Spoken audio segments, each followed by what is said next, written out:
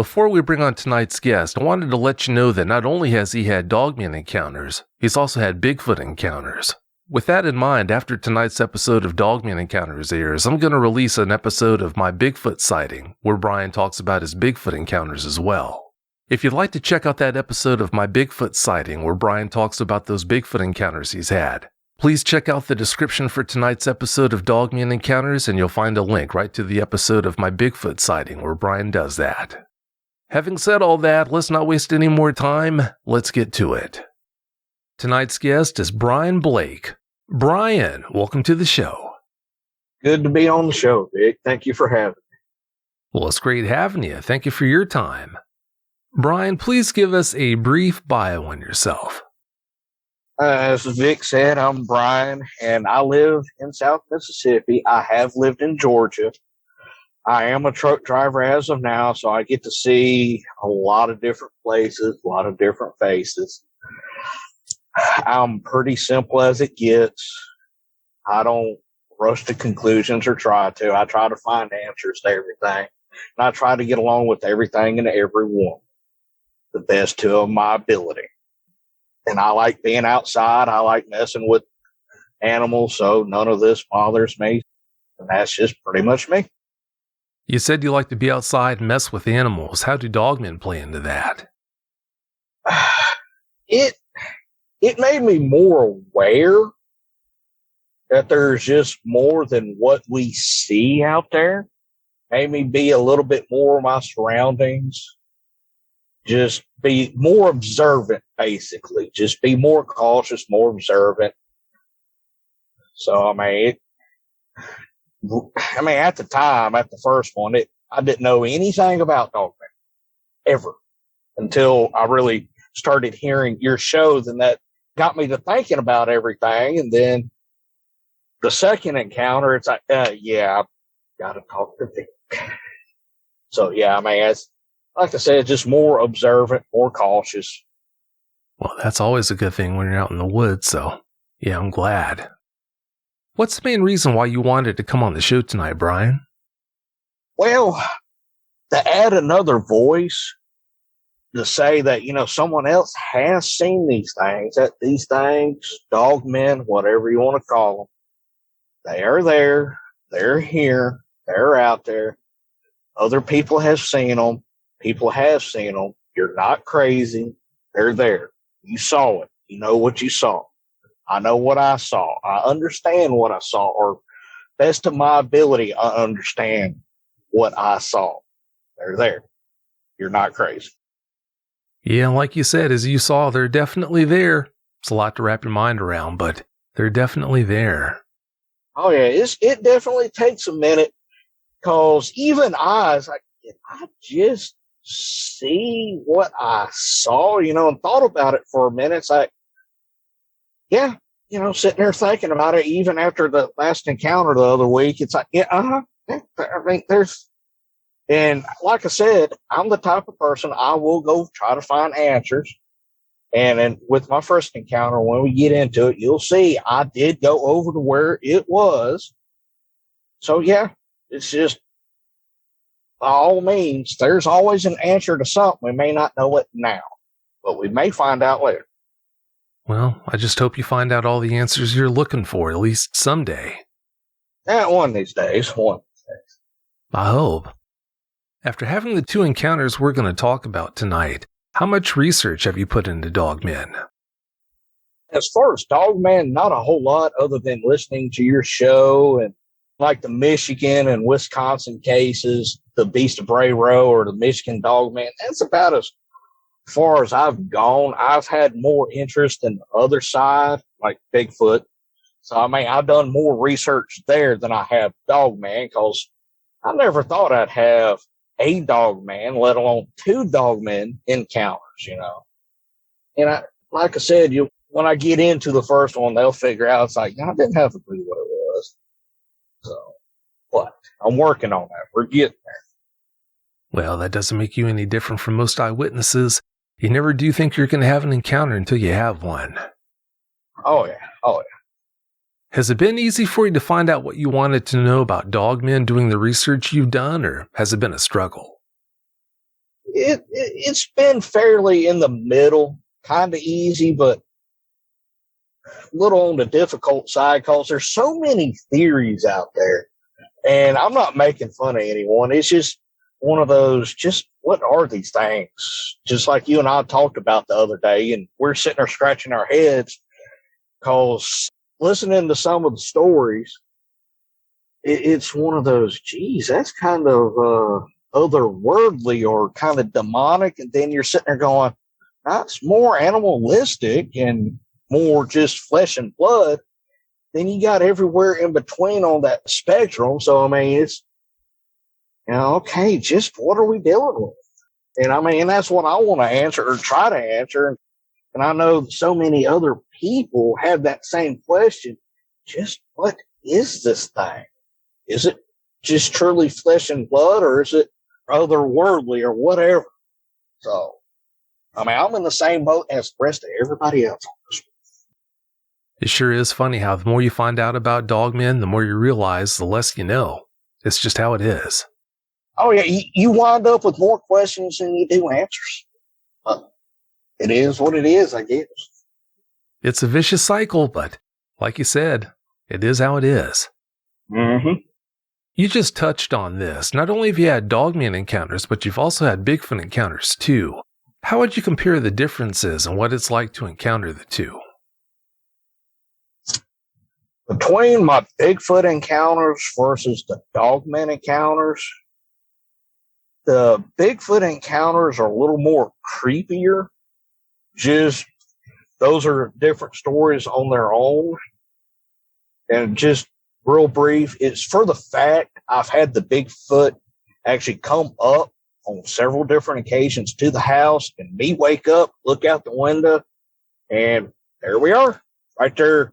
Him on one side, I'm on the other side, and there we are. As versus the two Dogmen, is one of those, hey, look, and gone. That was it. So, yeah, a little bit more entailed on the Bigfoot side, a little bit more of a head scratch.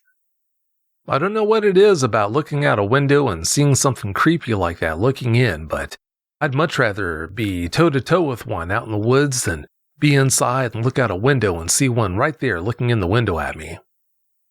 Yeah, and seeing both of them and seeing, how big either one of these things are, I would rather have the encounter where Dogman, Bigfoot, doesn't matter which one you want to talk about, goes their way and I go my way. I they're some big old boys and girls now.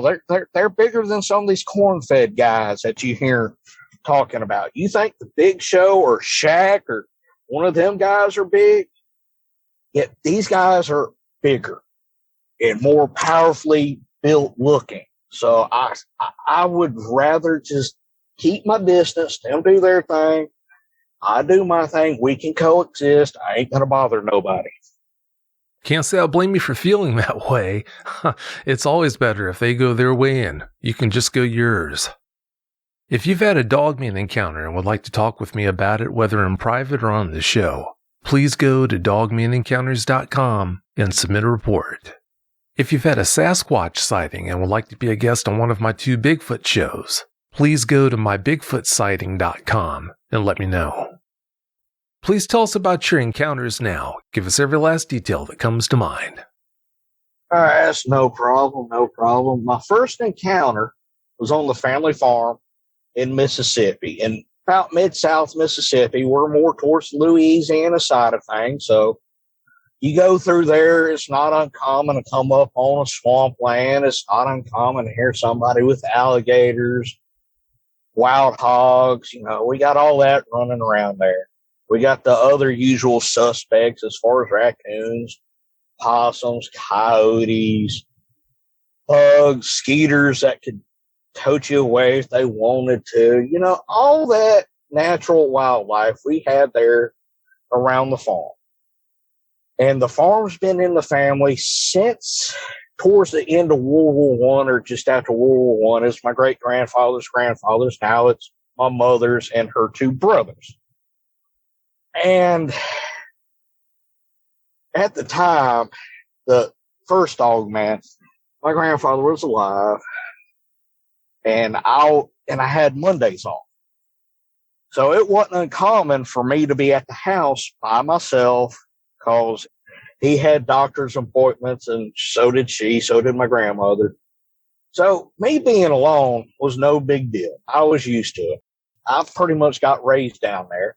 I lived between Georgia and Mississippi, and summer vacations, I spent all summer, or as long as I could, down there on about 300 acres to roam.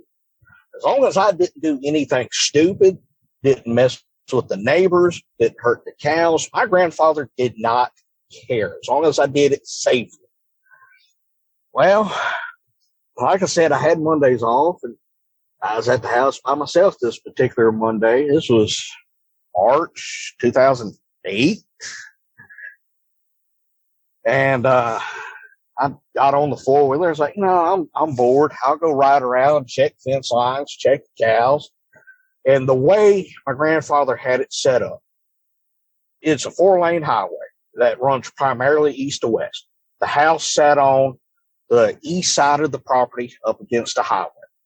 Then as you're sitting there staring at the house from the driveway, directly behind the house is a little pasture.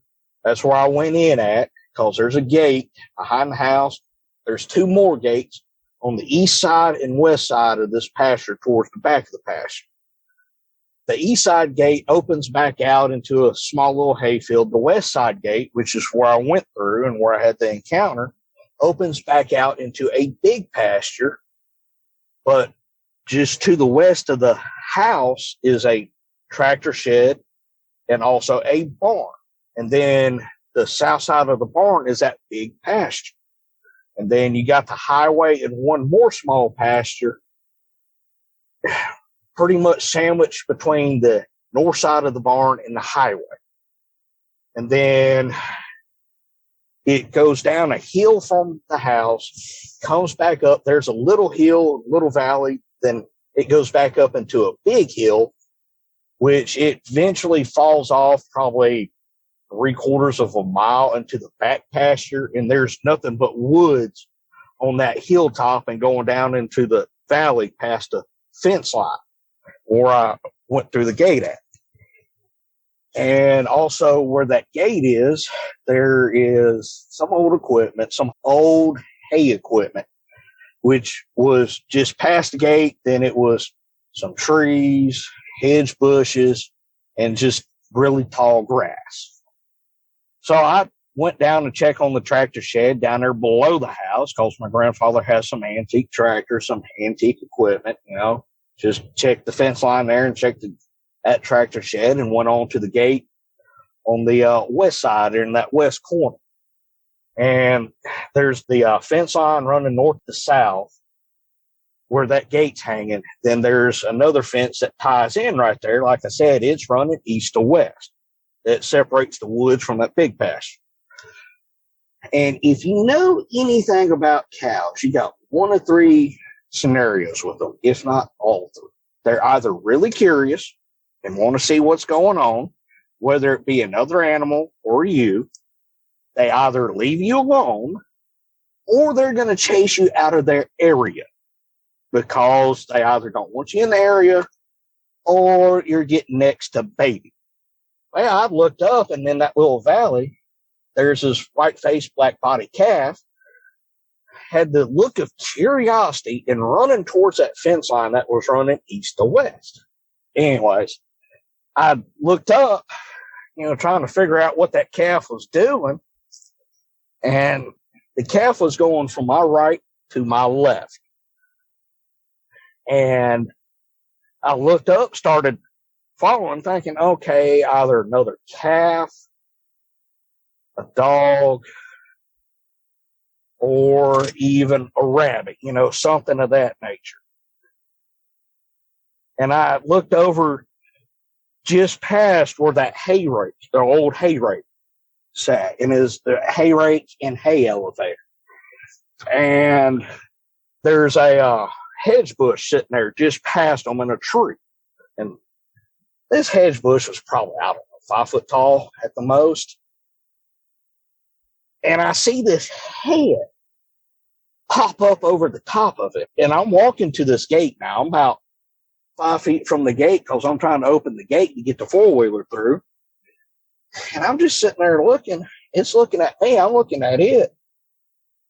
All I see is the head down to where the collarbones, where the neck and the collarbones come together.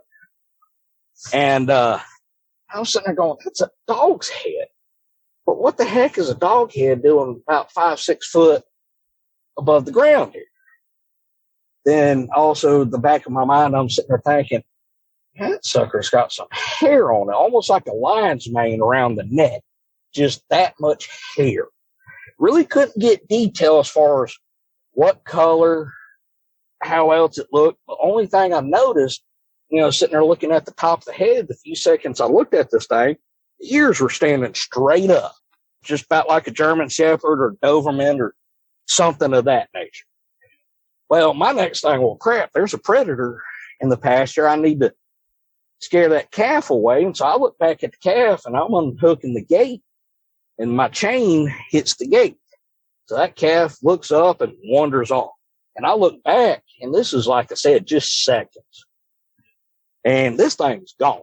So I'll hurry on through the gate, go up to the top of where the fence line is, where the other gate is, turn down in, and go down to where I could get to where this bush is.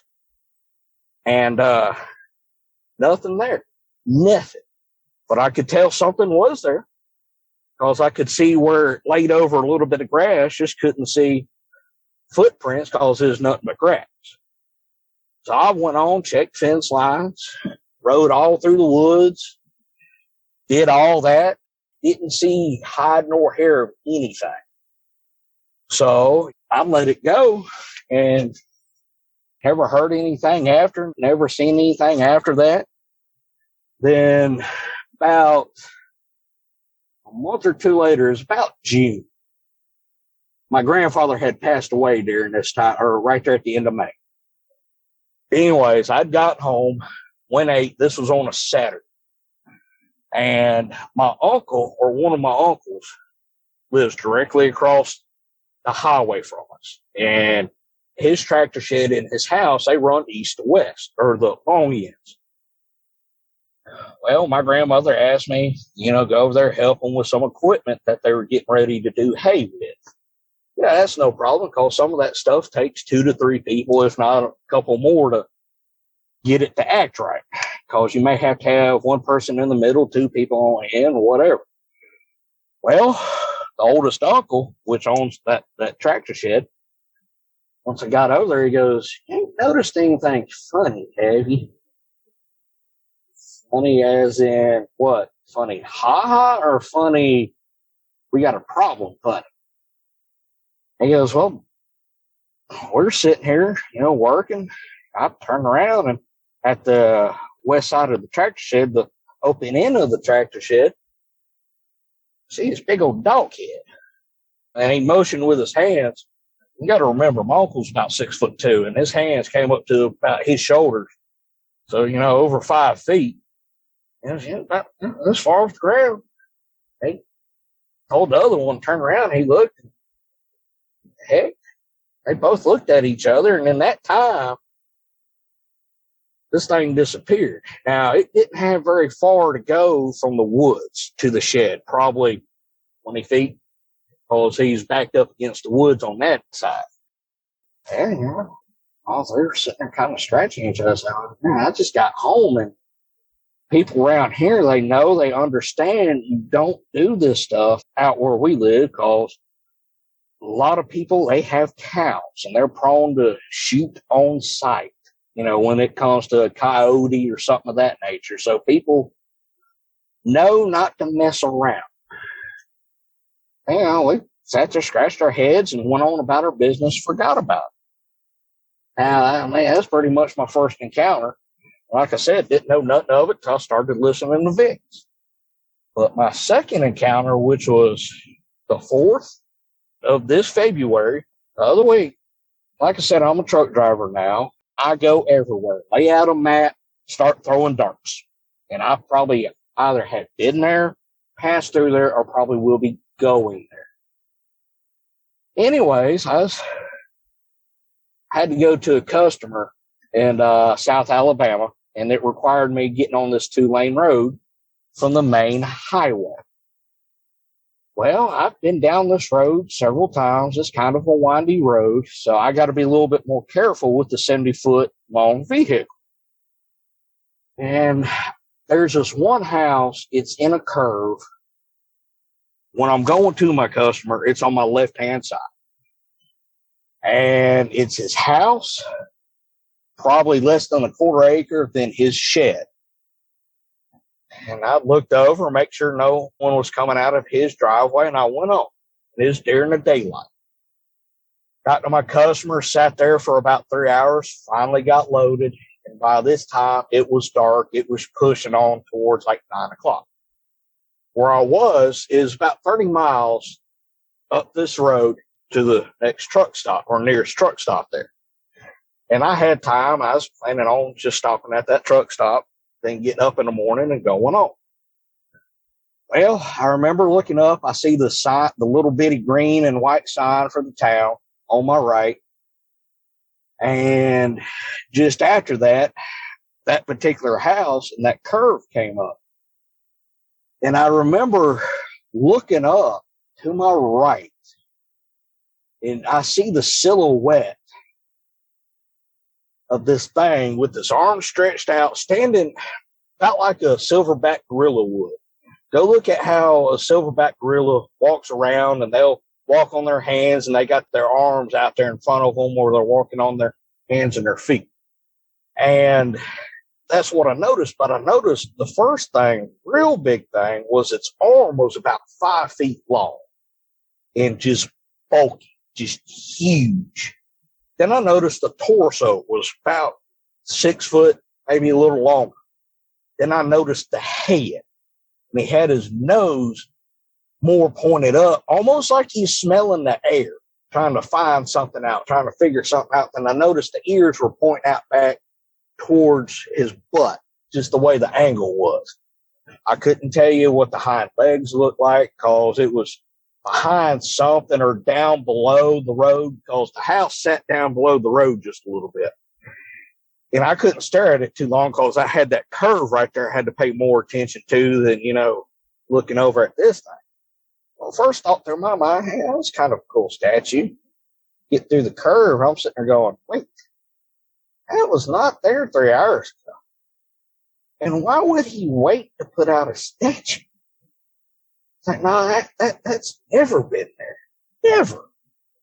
And I was like, that was definitely had to be a Dogman because it had that Dogman head and the big body, and I could tell it had fur on it because you can tell when something had been combed because the way the hair wants to stand and keep because all the oil and dirt and grime and whatever else. Like, that wasn't no statue. Yeah, the longer I sat there at the truck stop, because I had about 15 miles to the truck stop, and I sat there and I kept playing in my mind. It's like, that wasn't a statue. Not like the statues you see or the cutouts of the Bigfoot, stuff of that nature. Because I caught the side profile of it, but there was just too much there for it to be just a statue or just a cutout. But those were my 2 encounters. And like I said, and I sit here and I think about it, couldn't have been somebody messing around, fooling around. Couldn't have been a cardboard cutout. Couldn't have been none of that, because who would take the time to do that? Put it up, then take it out, put it up, take it out. I know people may move them around, but why would you put it up and take it out? That'd be a little too much work to me, I think, but who knows? Who knows? Yeah, it's a lot to wrap your mind around. I'll give you that. Did that first Dogman ever turn its head and look at you? Sitting there thinking about it, it was facing me. That's the way I got that first one, was because I caught sight of both ears, so he was facing me, but there was just enough obscurity of that hedge bush in the way to where I couldn't tell you detail. I couldn't tell you how long the snout was or what color, because he's off in the shade. So he had a little bit of shade thrown on the wire. I couldn't really tell you much detail other than it looked like he had a lion's mane and the ears were pointing up.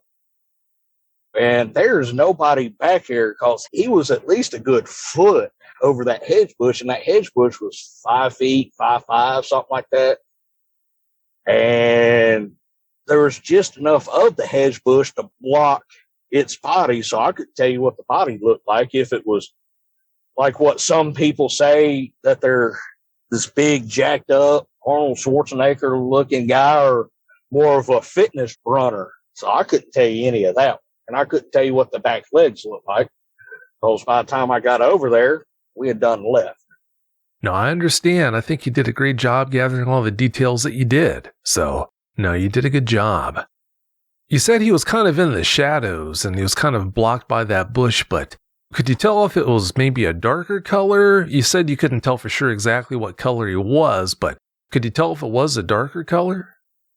It kind of seems like when he popped up, or she, whichever one, is darker. Wasn't a real light color. He blended in, or she. I'm going to just use he because that's a little bit easier. But he seemed to blend in real well with the shadow. So I'm going to say he was probably a little darker fur color. Yeah, that fits. How big was his head? Could you tell? If you're looking at the neck, he's probably a good 1.5 feet in the neck area. And then in the head, probably a good 10 inches to the foot. I'm guessing right there in the ears, between the ears. So as far as width-wise goes, he's probably a good 10 inches plus in just the top of the head. You said it was about a foot between his ears? About 10 inches to a foot between his ears, almost. And that's a pretty big boy. I mean, there was enough, like I said, it caught my attention immediately out of the peripheral of my vision that really made me snap my head over there to look. It's like, what is that? Because, man, I'm used to my grandparents, or my grandfather mainly, telling us, be careful, watch for bears, watch for panthers, you know. So my head was on the swivel anyways, but now after the fact, my head is really on the swivel. Because, you know, something that big, and what I saw this past Friday, putting 2 and 2 together here. Look, I used to wrestle back in high school and middle school. I am not wrestling with that thing. Not doing it. Can't say I blame you. I mean, you may see a 40-year-old man that's 300 pounds scream like a little 5-year-old girl. You may catch that one. Well, I had my choice. I'm not messing with it. Not doing it. And I mean, and I'm used to messing with 2,000+ pound bulls and cows that are angry because I'm messing with this baby. You know, I'm used to messing with that. That's different. But something that could eat me, I'm good. I'll give it its space. Yeah, that's always a good idea. Did you ever hear him make any sounds? Nope. Mm-mm. How about scents? I really can't remember if the wind was working against me that day or if this is pretty calm. I really don't recall any different smells.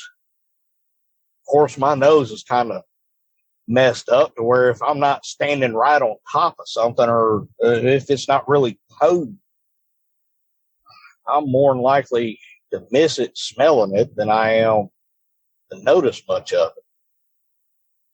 So, I mean, it in most cases, it's really got to be in my face for me to smell something.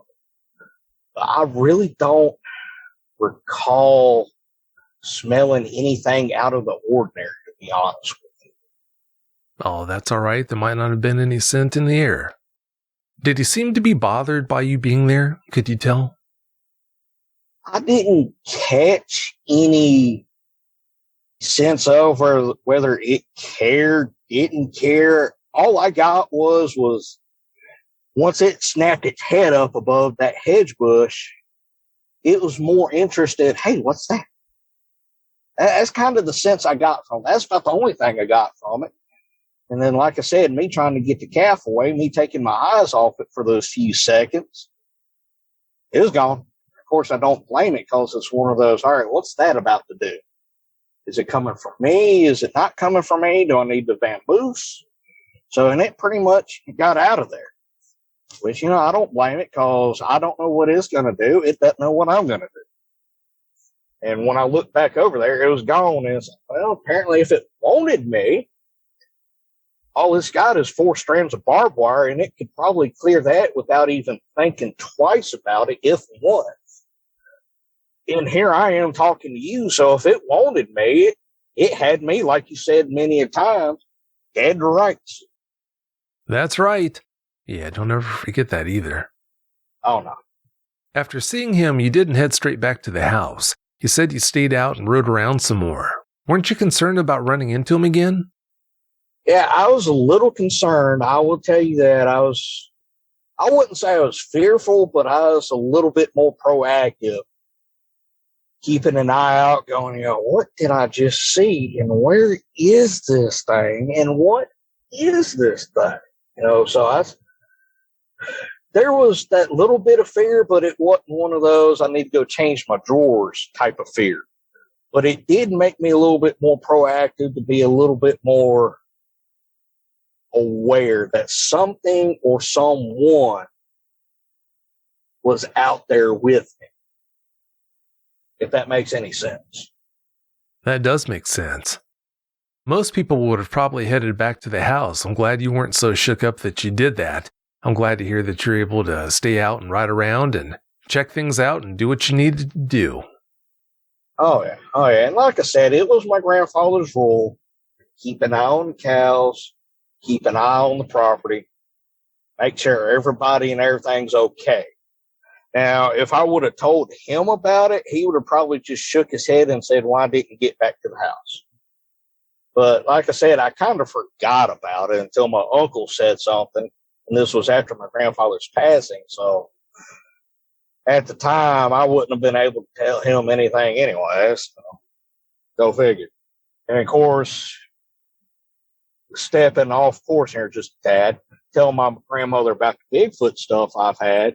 She just kind of rolls her eyes like that stuff doesn't exist. Well, okay, believe what you want, but know what I saw. And I know it's out there. It's a good thing you know better. Oh, yeah.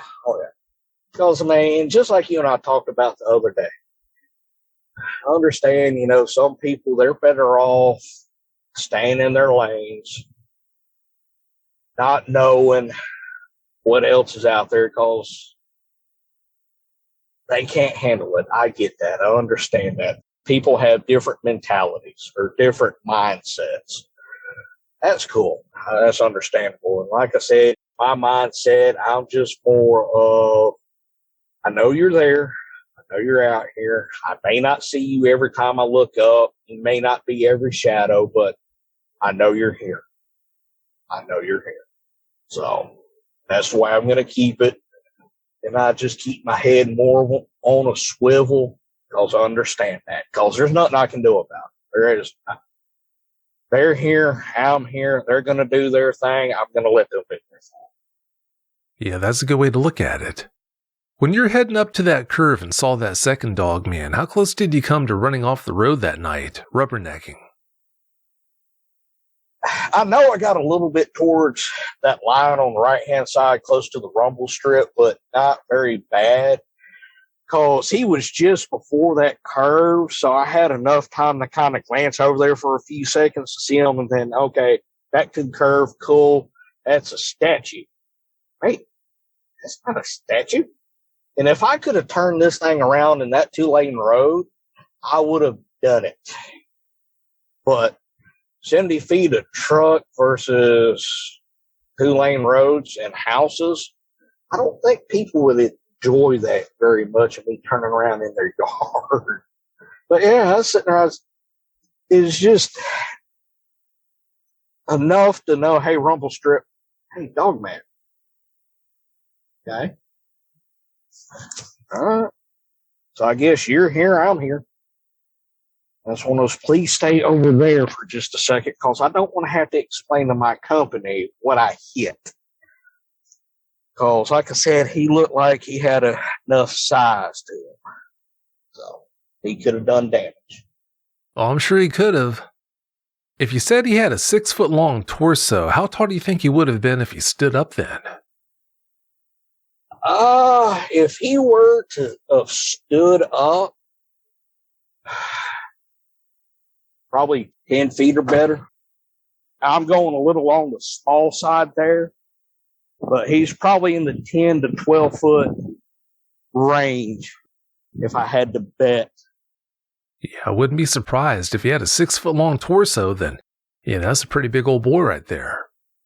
And from what I understand, from listening to you talk and other people talk, the way their arms hang down just past below their knee or something of that nature.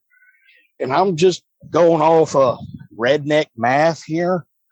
If his arm was about 5 foot long or better, because I didn't see hands, so I couldn't tell you how much further down his hands were.